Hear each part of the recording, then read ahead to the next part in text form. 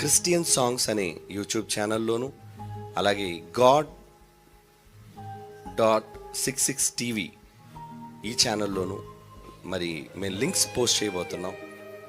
మరి దయతో నా మనం ఏంటంటే, దయచేసి మీ ఇతర ఛానల్స్లో దాన్ని షేర్ చేయటం, అంటే వీడియోస్ రూపంలో మీరు అప్లోడ్ చేయటం వలన వచ్చే వ్యూస్ తగ్గిపోవటం వలన, ఎందుకంటే అందరూ షేర్ చేసేయటం వలన, వారి ఇండివిజువల్ ఛానల్స్లో వీడియోస్ రూపంలో షేర్ చేయటం వలన ప్రజల మధ్యకు వెళ్ళటానికి అది అభ్యంతర కారణంగా ఉంది. ఎందుకంటే రీచ్ అవ్వలేకపోతుంది.